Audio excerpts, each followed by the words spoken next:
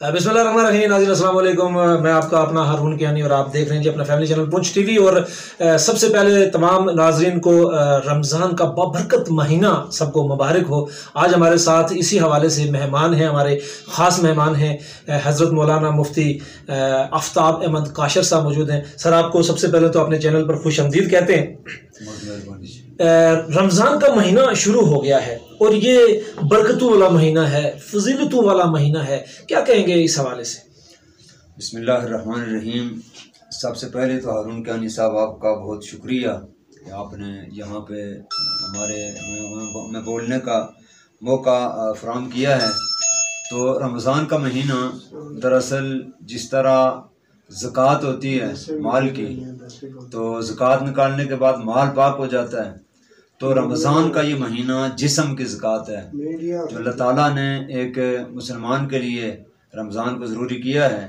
तो जब हम पूरा महीना रोज़ा रखते हैं तो रमज़ान का माना भी यही है कि पिघलने वाला, पिघलाने वाला। तो रमज़ान में आप पूरा दिन भूखा प्यासा रहकर, तो गोया कि अपनी जिस तरह फालतू चर्बी पिघलती है, तो बातनी तौर पे आपके गुनाह जो हैं वो पिघल जाते हैं, गुनाह धुल जाते हैं। तो रमज़ान का माना भी इसीलिए रमज़ान है। तो वैसे ये मुसलमानों पे अल्लाह ताला ने फ़र्ज़ किया है और इसके जो 3 अशरे फरमाया कि पहला अशरा रहमत है और दूसरा अशरा मग़फ़रत है और तीसरा अशरा जो है जहन्नुम से खुलासी का है। तो रमज़ान बड़ा बाबरकत ये साआत हैं। इसमें हमें आका अलैहिस्सलाम के फरमुदात के मुताबिक इरशादात आजकल लोग सुनते रहते हैं, बस ये है कि हम पूरे एहतमाम के साथ रोज़ा रखने वाले बने। ये जो है ना कि अपना रमज़ान से गुनाह माफ़ होते हैं, तो रोज़ा हर चीज़ का होता है। आप मसलन खाना, वैसे तो शरअन अक्लो शुर्ब जमा से बचने का नाम रोज़ा है, लेकिन आप बचेंगे जब आपका हाथ गलत नहीं चलेगा, आपका जब ज़ुबान गलत नहीं जाएगी, आपकी नज़रें गलत देखेंगी नहीं, आपके कान गलत नहीं सुनेंगे, पूरे जिस्म का एक कुज़ जब आप इस तरह करेंगे कि ये अल्लाह के लिए आप यानी रोज़ा रख रहे हैं, उस वक़्त ऐलान होगा कि मन सामा रमज़ाना ईमानन व इहतिसाबन गुफ़िर लहू मा तक़द्दम मिन ज़ंबी। तो ऐसा रोज़ा आपके साबिक़ा सारे गुनाहों को माफ़ कर देगा। तो माशाल्लाह जी, बड़ी अच्छी बात की आपने। अच्छा, ये बताइएगा हमारे नाज़रीन को, क्योंकि बहुत सारे लोगों को असल में प्रॉब्लम पड़ी होती है। कुछ लोग मतलब सिगरेट पीते हैं, कुछ लोग जो है वो नस्वार लगाते हैं, पाकिस्तान में कुछ लोग जो है वो पान वगैरह खाते हैं, उनको प्रॉब्लम होती है।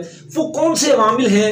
एक तो खाना पीना है, खाने पीने से आप खाएंगे पिएंगे रोज़ा टूट जाएगा, लेकिन इसके अलावा भी कुछ अवामिल ऐसे हैं जिनसे रोज़ा टूट जाता है या रोज़ा कमज़ोर हो जाता है या रोज़ा थोड़ा सा मशकूक हो जाता है। वो कौन से अवामिल हैं? अच्छा, उसमें यह है कि एक तो है ना, मैंने कहा जिस तरह के अक्लो शुर्ब जमा जो है, इससे रुकने का नाम रोज़ा है।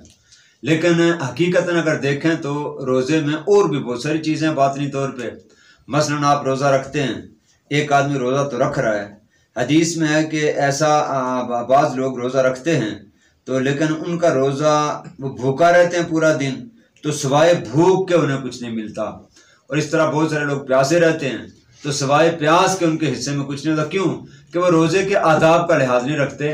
तो आदाब ये हैं कि आप मतलब झूठ ना बोलें, आप गाली ना दें, आप गलत कलामी ना करें। यहाँ तक है हदीस में कि अगर कोई भाई आपके साथ झगड़ा करता है, आप उसको कहते हैं भाई हम तो रोज़े से हैं, हम नहीं यानी वो करते। आप बिल्कुल लायानी बात ही ना करें, कोई गलत बात ना निकालें। आपका अगर हाथ गलत उठ गया तो गोया कि आपने अपने हाथ का रोज़ा ख़त्म कर दिया। आपकी ज़ुबान से अगर कोई ऐसी बात हो गई तो ज़ुबान का रोज़ा, इस तरह कान का और पूरे आज़ा का। तो वैसे रोज़ा जो है वो 3 चीज़ें से रुकने की वजह से रोज़ा तो हो गया, लेकिन उसके जो असरात हैं, अगर आपने बाकी चीज़ें सही नहीं की हैं, मसलन झूठ भी बोला आपने नमाज नहीं पढ़ी, आपने गीबत की, आपने हाथ से किसी को इज़ा दी, तो गोया कि आपने नज़रों से आपने गलत देखा, तो गोया कि इन चीज़ों से आपने फिर ये किया जी कि रोज़ा आपका कामिल नहीं होगा, उसके उस पूरे सवाब की तवक्को फिर उस पर नहीं होगी। आप बड़ी अच्छी बात की है। अच्छा, यहाँ पे रमज़ान में अगर आप देखें यूरोप के ममालिक में, गैर मुस्लिम ममालिक में आप देखें तो वहाँ पे जब रमज़ान शुरू होता है तो रोज़ादारों को सब्सिडी मिलती है, कंसेशन मिलती है। हमारे यहाँ जो चीज़ 100 रुपये की थी रमज़ान से 2 दिन पहले, अब वो रमज़ान में 500 रुपये की है। तो उनके रोज़े की क्या नौयत है, क्या कहते हैं वो रोज़ा? बड़ी काबिल अफसोस बात है मुसलमानों के मुल्क में। और जब हम कहते हैं कि रमज़ान सीज़न का महीना है, تو ہمارا تاجر طبقہ سوچتا ہے کہ سیزن یہ ہے کہ میں لاکھ کے 2 لاکھ 4 لاکھ 10 لاکھ بنا لوں. تو یہ انتہائی اس وقت جو ہے شرمندگی کی بات بھی ہے.